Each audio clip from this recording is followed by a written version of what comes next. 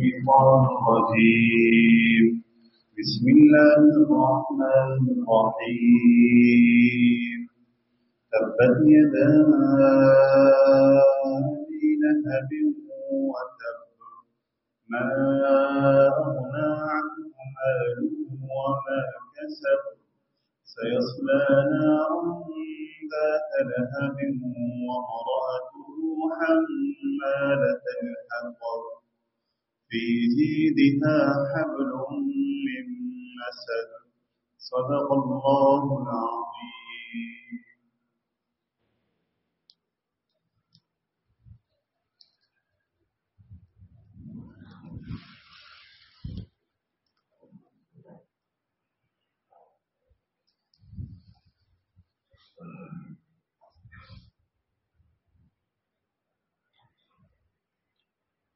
بسم الله الرحمن الرحيم نحمده ونصلي ونسلم على رسوله الكريم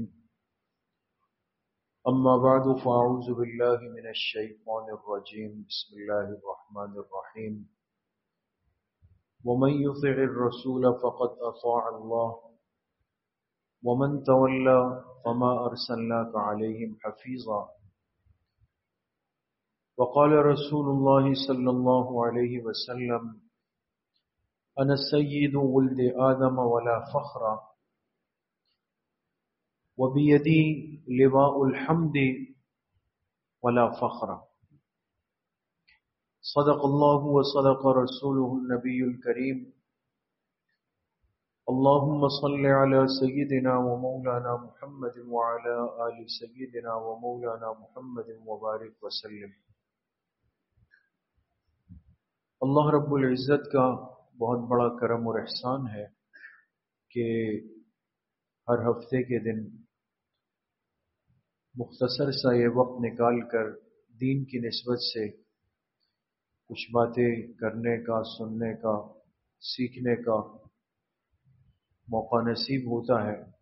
اللہ تعالیٰ آپ سب کی اس حاضری کو، اس بیٹھنے کو، اس طلب کو اپنی بارگاہ عالیہ میں قبول فرمائے اور ہم سب کے ظاہر اور باطن کی اصلاح کا ذریعہ بنائے.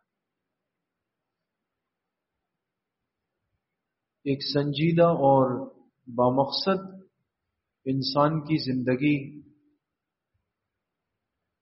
سیکھنے میں گزرتی ہے، سمجھنے میں گزر جاتی ہے، اور وہ اس بات کی فکر میں لگا رہتا ہے کہ بالآخر کامیابی کا حل، راستہ اور طریقہ کیا ہے. ایک کلمہ گو مسلمان جب کلمہ پڑھتا ہے، ایمان کے دائرے میں آتا ہے، تو اس بات پر اس کا ایمان بھی ہے، یقین بھی ہے، عقیدہ بھی ہے کہ مجھے اور مجھ سمیت اس پوری کائنات کو پیدا کرنے والی ذات کون سی ہے؟ اللہ کی. اسے یقین ہوتا ہے کہ اس کائنات میں زندگی گزارنی ہے تو سر جس کے سامنے جھکا سکتا ہوں، پیشانی ٹیک سکتا ہوں، وہ ذات کون سی ہے؟ اللہ کی. اللہ کے علاوہ نہ یہ پیشانی اس قابل ہے کہ جس کے کسی کے سامنے رکھی جائے. اللہ کے علاوہ کوئی ایسا نہیں جس کے سامنے انسان ہاتھ اٹھا کے اس سے اپنے لیے کوئی چیز مانگ لے. اللہ کے علاوہ کوئی اور ایسا نہیں جس سے بندے کو یہ یقین ہو کہ یہاں سے مجھے خوشی، غمی، خیر، راحت، آرام، سکون، اطمینان، چین کہیں اور سے مل سکتا ہے. تو اللہ کی ذات پر یقین، ایمان، عقیدہ یہ ہمارے لیے بنیاد ہے دوست. لیکن بندہ اللہ سے اپنے تعلق کو کیسے مضبوط کرے گا؟ اللہ تک رسائی کیسے ہوگی؟ اللہ تک پہنچیں گے کیسے؟ اللہ والے بنیں گے کیسے؟ کب مجھے سمجھ آئے گا کہ واقعتاً مجھے اللہ سے محبت ہو گئی ہے؟ کب مجھے یقین ہوگا کہ میں اللہ کے محبوب بندوں میں شامل ہونے کے لائق اور اہل ہوں؟ اللہ پاک نے اپنے کلام میں اس مسئلے کو حل فرمایا اور فرمایا من یطع الرسول فقد اطاع اللہ، جس نے میرے اس آخری پیغمبر کی، آخری رسول کی، رحمت للعالمین ذات کی اطاعت کر لی، جناب رسول اللہ صلی اللہ علیہ وسلم کی اطاعت کر لی، تو یہ یقین کر لے کہ اس نے میری اطاعت کر لی۔ جو میرے محبوب کا بن گیا یہ یقین کر لے کہ میرا بن چکا ہے۔ جس نے میرے حبیب کی مان لی اس نے میری مان لی۔ جو اس راستے پہ چل کر اللہ کے پاس چلا جائے، اطاعت کے راستے سے، اتباع کے راستے سے، سنتوں کے راستے سے، تو وہ مطمئن ہو جائے گا۔ اس لیے ہمارے کراچی میں ایک بڑے بزرگ گزرے، عارف باللہ حضرت حکیم محمد اختر صاحب رحمت اللہ علیہ، آپ نے نام سنا ہوگا۔ بڑے اللہ پاک کے عاشق تھے اور اللہ نے ان کو بہت نوازا تھا۔ چھوٹی چھوٹی باتوں میں بہت کچھ سمجھا دیتے تھے۔ تو انہوں نے ایک شعر کہا اور وہ شعر اللہ نے ایسا مقبول کیا کہ آپ کو جگہ جگہ نظر آئے گا اور ہمیں یاد رکھنا چاہیے۔ تو حضرت فرماتے ہیں نقش قدم نبی کے ہے جنت کے راستے، نقش قدم نبی کے ہے جنت کے راستے، اللہ سے ملاتے ہیں سنت کے راستے۔ سنت کے راستے پر چل کر بندہ اللہ کو پا لیتا ہے۔ جو پیغمبر کے طریق پر چلے گا، پیغمبر کے نقش قدم پر چلے گا، یہ جنت کے راستے پہ چل رہا ہے۔ نقش قدم نبی کے ہے جنت کے راستے، اللہ سے ملاتے ہیں سنت کے راستے۔ اتباع سنت ہماری زندگی میں ہو تو ہمیں بے فکر ہونا ہے، مطمئن ہونا ہے کہ میں نے یہ کام محبوب کائنات صلی اللہ علیہ وسلم کی سنت کے مطابق کر لیا۔ جب یہ بات ذہن میں آ گئی دوستو، جو اصل بات میں آج سمجھانا چاہتا ہوں مختصر وقت میں، کہ اطاعت رسول شرط ہے، اتباع نبوی شرط ہے، تو آپ کی زندگی سے ایک بہت بڑا سبق اور درس جو اس امت کے پاس آیا ہے وہ یہ ہے کہ یہ بھی آپ کی محبوب سنت ہے اور یہ بھی آپ کی اتباع ہے کہ بندہ ہر قسم کے حالات میں اپنے آپ کو چلانے کا اہل بنا دے، ہر قسم کے حالات میں اپنے آپ کو چلانے کا اہل بنا دے، لیکن اس کے دل میں فخر و تکبر نہیں آئے۔ میں آپ کو سمجھاتا ہوں۔ حضور علیہ الصلوۃ والسلام کی ذات اقدس وہ ہے کہ جن کے لیے فرمایا کہ آپ وجہ کائنات ہے نا، آپ کی وجہ سے آپ کے لیے اللہ نے اس کائنات کو بنایا بھی، سجایا بھی۔ وجہ کائنات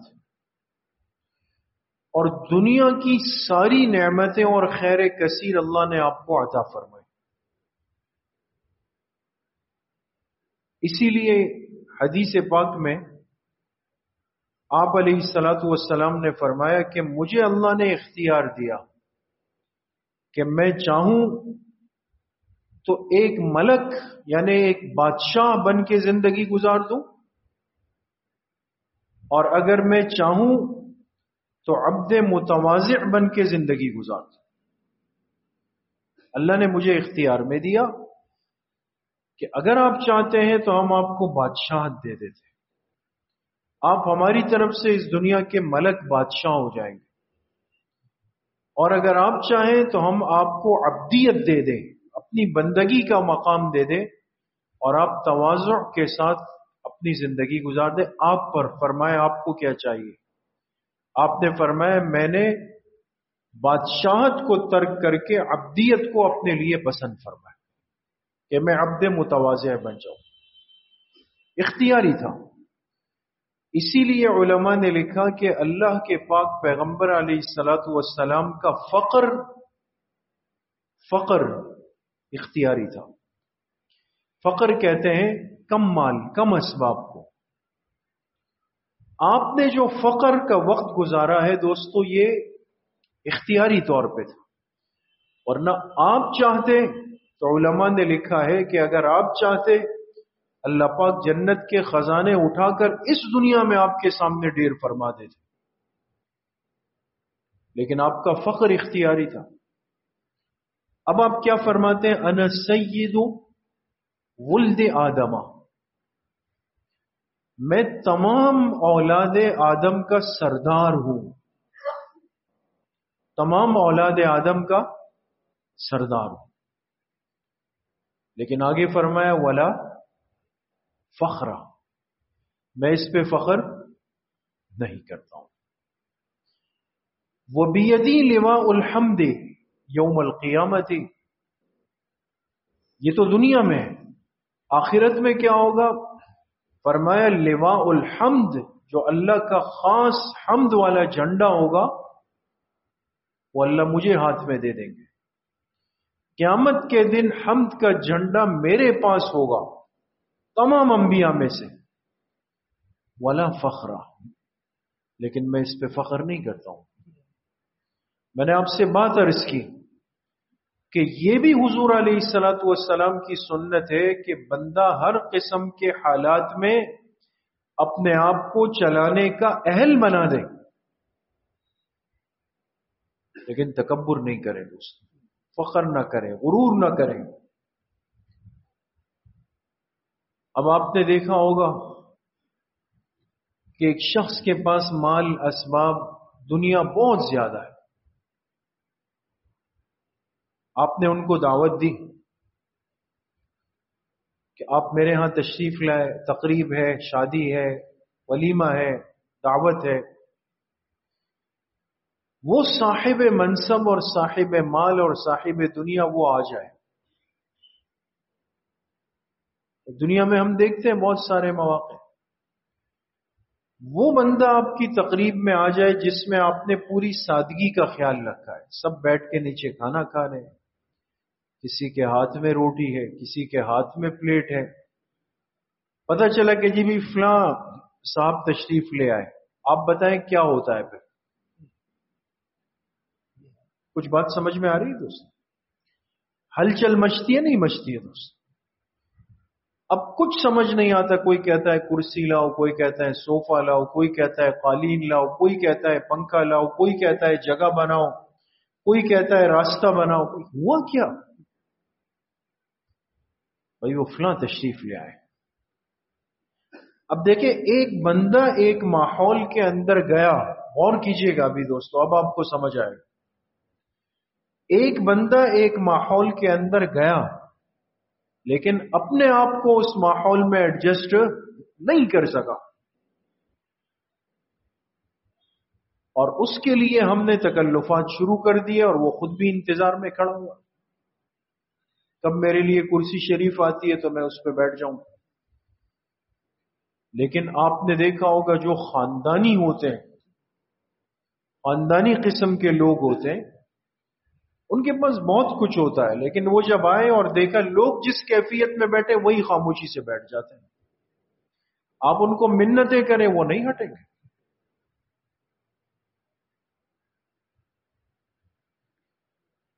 غزوہ احزاب کے اندر، غزوہ خندق کے اندر، خندق کی کھدائی چل رہی تھی، اور مدینہ منورہ کی زمین سخت ترین زمین تھی، آسان نہیں تھا۔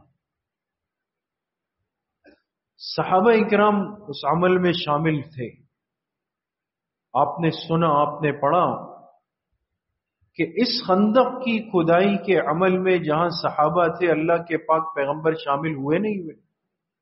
جی شامل ہوئے، حالانکہ آپ سے کسی کا کوئی تقاضا نہیں تھا، کوئی پسند نہیں کرتا تھا کہ آپ اتنی محنت مشقت کا کام فرمائیں، لیکن آپ نے اپنے عمل سے امت کو ایک تعلیم منتقل کر دی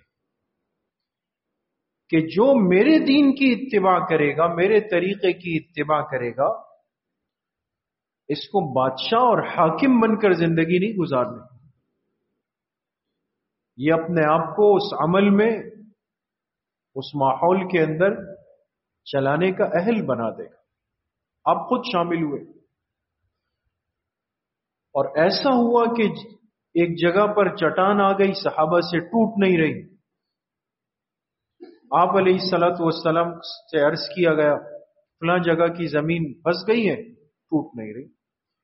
آپ تشریف لائے، آپ کے ہاتھ میں کدال تھی، آپ نے ایک دفعہ وہ کدال اس پر ماری تو اس چٹان کے ریزے ریزے ہو، پھر ماری، 3 دفعہ ماری، تینوں دفعہ اس کدال کے لگنے سے ایک آگ کی طرح روشنی نکلی۔ سخت جگہ کو توڑنے کے لیے صحابہ نے آپ کو یاد فرمایا اور آپ نے اس کو قبول فرمایا، اپنی کدال اپنے ہاتھ سے آپ نے ماری، اور جب پہلی دفعہ ماری تو ایسی روشنی ہوئی، آپ نے فرمایا اللہ نے مجھے شام کے محلات دے دی۔ پھر ماری، پھر آپ نے فرمایا اللہ نے مجھے روم کے محلات دے دیے۔ پھر تیسری دفعہ ماری، فرمایا اللہ نے مجھے فارس کے محلات دے دیے۔ 3 دفعہ کی روشنی سے اشارہ ہوا کہ وہ وقت آپ کی امت کے پاس ضرور آئے گا کہ روم کے، فارس کے، شام کے بادشاہوں کے محلات وہ آپ کے صحابہ کے ہاتھوں فتح ہو جائے، اور یہ وقت آیا حضرت عمر رضی اللہ عنہ کے دور میں، جب آپ فاتح بن کر ایک ایک علاقے کے اندر داخل ہوں۔ اب خندق کی کھدائی ہو رہی اور تنگی تھی، بھوک کی کیفیت تھی، اتنے صحابہ پریشان ہوئے کہ آپ علیہ الصلوۃ والسلام کی خدمت میں آئے، عرض کی اللہ کے رسول صلی اللہ علیہ وسلم ہمت نہیں رہی جسم میں، پیٹ کمر سے لگ گیا، کیسے کام کرے؟ اپنے کرتے اٹھائے تو پیٹ کو توازن رکھنے کے لیے اس کے ساتھ پتھر باندھا ہوا تھا۔ یہ دین اتنی آسانی سے تو آیا نہیں ہے دوست۔ آپ علیہ الصلوۃ والسلام نے جب ان کو دیکھا، آپ نے اپنا مبارک کرتا اٹھایا، آپ نے اپنے پیٹ کے ساتھ 2 پتھر باندھے ہوئے۔ اس ماحول میں آپ نے اپنی ذات کو سب سے زیادہ پیش فرمایا، خود اپنی ذات کو نمونہ بنایا، لیکن آپ کی ذات کا مقام کیا ہے؟ سید ولد آدم۔ آپ کا مقام کیا ہے؟ وَبِيَدِي لِوَاءُ الْحَمْدِ۔ اس دنیا کی سرداری بھی اللہ نے آپ کو دی، آخرت کی سرداری بھی اللہ نے آپ کو دی، حمد کا جھنڈا آپ کے پاس۔ سب سے پہلے اپنی قبر مبارک سے اٹھنے والے آپ، سب سے پہلے اپنی امت کو اپنے ساتھ چلانے والے آپ، میدان محشر میں حساب کتاب شروع کرنے کے لیے جو ہمت کرے گا اللہ کے سامنے کھڑے ہونے کی، وہ آپ کی سفارش پر اللہ پاک حساب کتاب شروع فرمائیں گے۔ سب سے پہلا شخص جو حساب کے لیے پیش ہوگا وہ آپ کا امتی ہے، حضرت ابوبکر صدیق رضی اللہ عنہ سب سے پہلے پیش ہوں گے، اور سب سے پہلے جو جماعت جنت کی طرف جائے گی وہ آپ کی ہوگی۔ آپ کے جھنڈے کے سائے میں فرمائے تمام انبیاء ہوں گے اور میری امت ان کے ساتھ چل رہی ہو۔ سب سے پہلے جا کے جنت کے دروازے پر دستک میں دوں گا، اندر سے پوچھا جائے گا، رضوان پوچھے گا، جو جنت کا دربان ہے، رضوان نام، کون آیا ہے؟ آپ علیہ الصلوۃ والسلام اپنا نام ذکر فرمائیں گے، تو وہ کہے گا کہ مجھے حکم تھا، اذن تھا کہ اس دروازے پر سب سے پہلے دستک جو شخصیت دے گی اس کا نام محمد ہوگا صلی اللہ علیہ وسلم۔ آج یہ دروازہ آپ کے لیے سب سے پہلے کھلے گا۔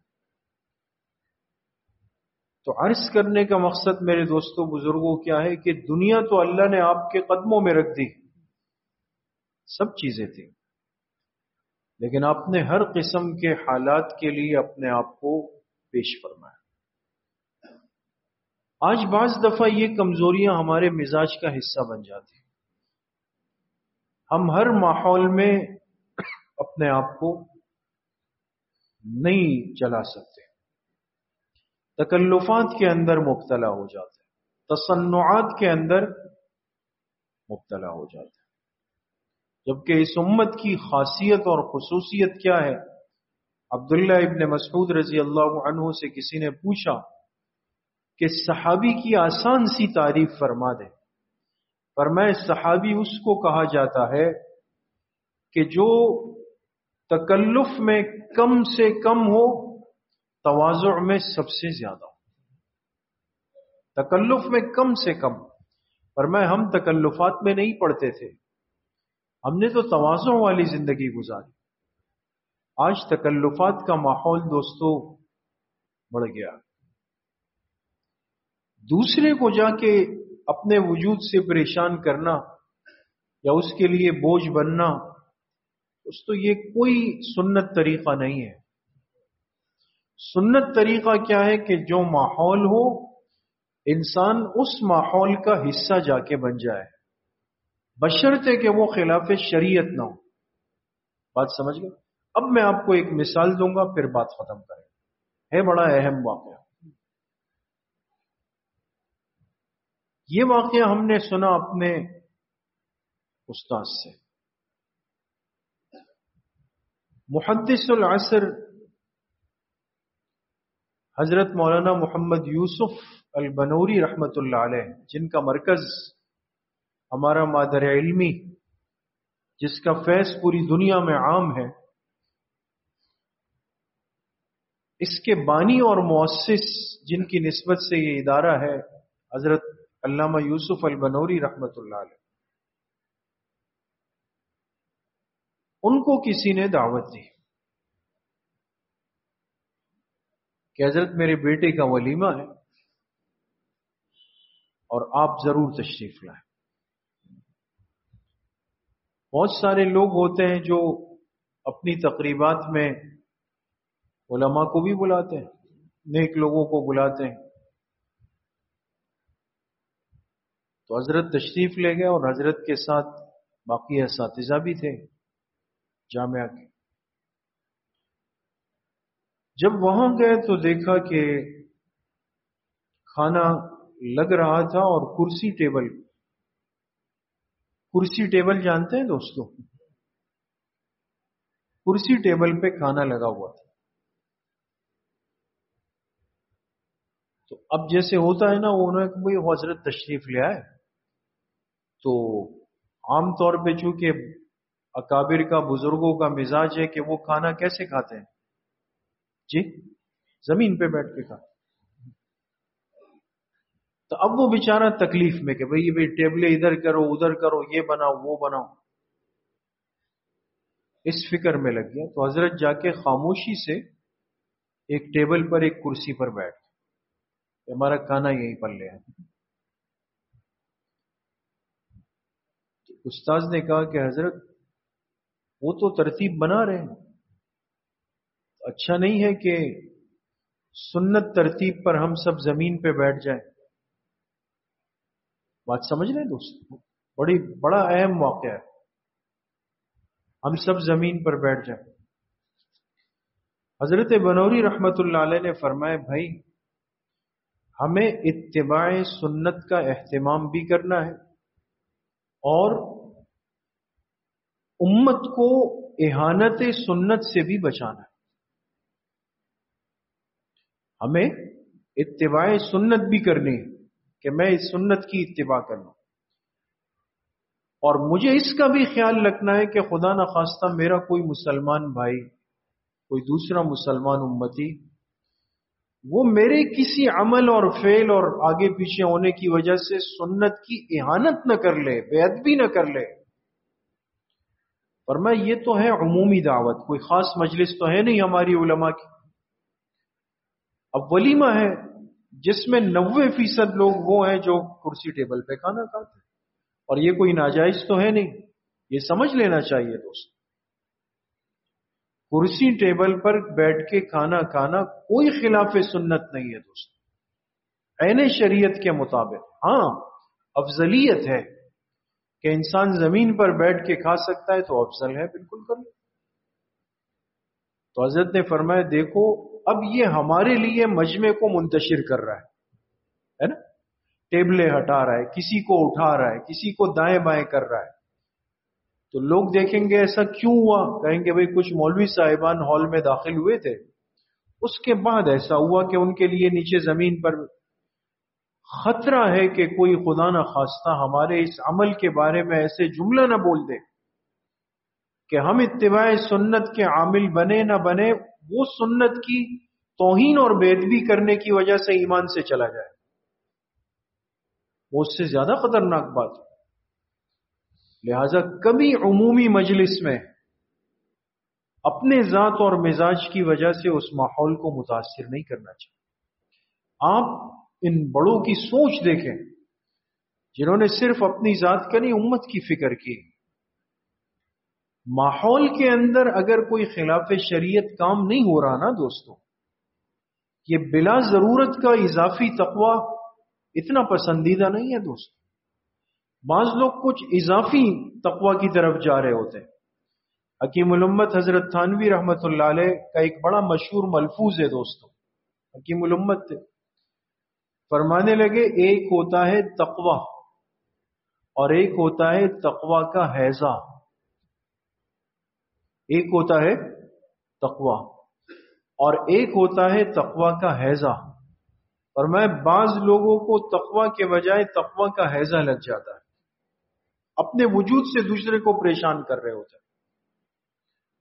اس لیے ساری چیزیں آج ہم نے سیکھنی ہے، سمجھنی ہے، اور پھر سب سے بڑھ کر اس پر عمل بھی کرنا۔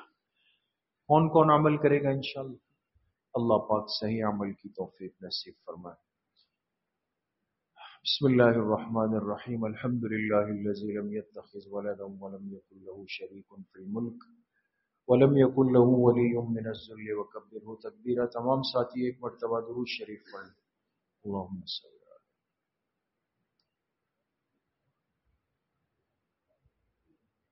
ایک مرتبہ سورۃ الفاتحہ پڑھ لیں۔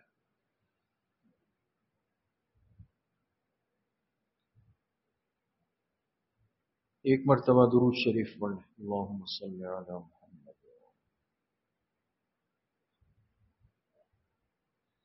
ایک مرتبہ سورہ علم نشرح پڑھ لیں۔ علم نشرح لک صدرک ووضعنا۔ ایک مرتبہ سورہ اخلاص پڑھ لیں۔ بسم اللہ الرحمن الرحیم، قل هو اللہ احد اللہ الصمد۔ ایک مرتبہ سورہ فاتحہ پڑھ لیں۔ بسم اللہ الرحمن الرحیم، الحمدللہ۔ ایک مرتبہ درود شریف پڑھ لیں۔ اللہم صلی علی محمد۔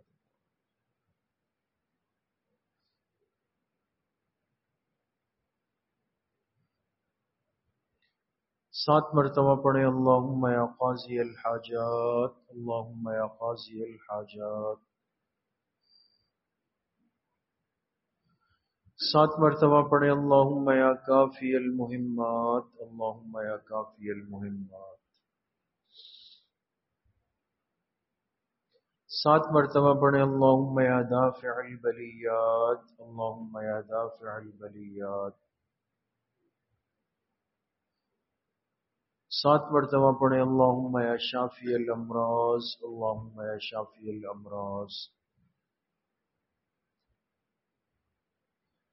سات مرتبہ پڑھیں اللہم یا رفیع الدرجات، اللہم یا رفیع الدرجات۔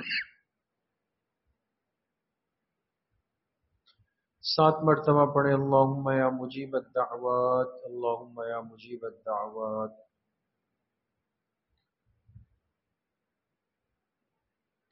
7 مرتبہ پڑھیں اللہم یا ارحم الراحمین، اللہم یا ارحم الراحمین۔ 1 مرتبہ درود شریف پڑھ لیں، اللہم صلی علی محمد وعلی۔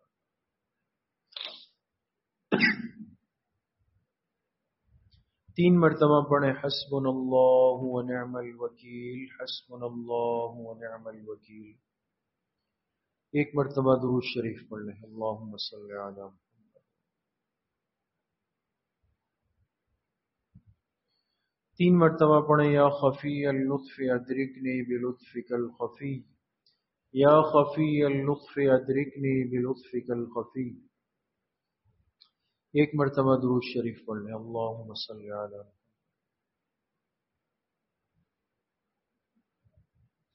3 مرتبہ پڑھیں لا حول ولا قوة الا باللہ، لا حول ولا قوة الا باللہ۔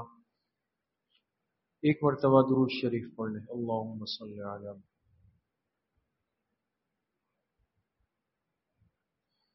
3 مرتبہ پڑھیں ذالک فضل اللہ یؤتیہ من یشاء واللہ ذو فضل علی المؤمنین، ذالک فضل اللہ یؤتیہ من یشاء واللہ ذو فضل علی المؤمنین۔ 1 مرتبہ درود شریف پڑھ لیں، اللہم صلی علی محمد۔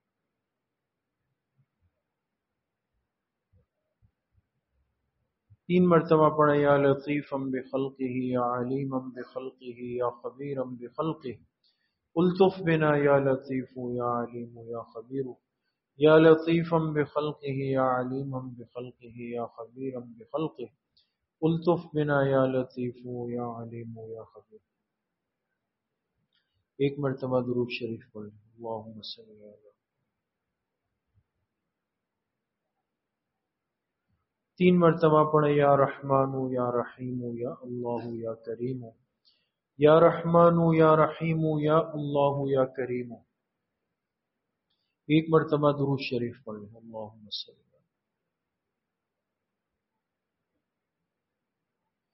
3 مرتبہ پڑھیں الا بذکر اللہ تطمئن القلوب، الا بذکر اللہ تطمئن القلوب۔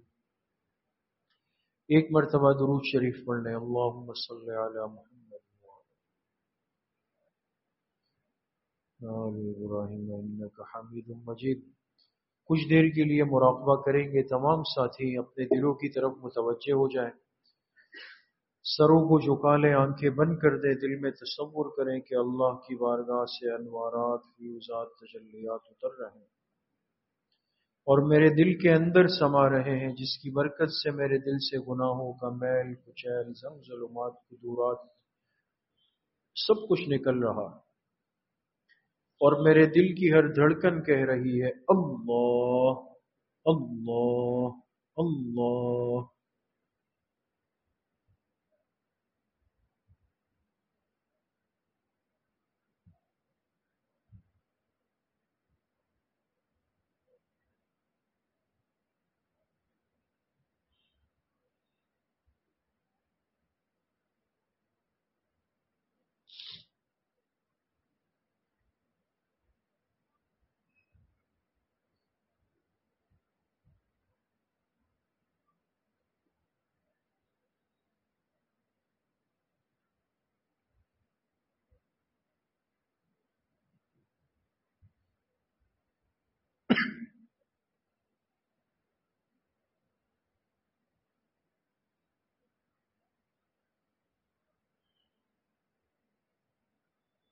لا الہ الا اللہ محمد الرسول اللہ، الحمد للہ رب العالمین، والصلاة والسلام على سید الانبیاء والمرسلین سیدنا ومولانا محمد وآلہ وصحبہ اجمعین۔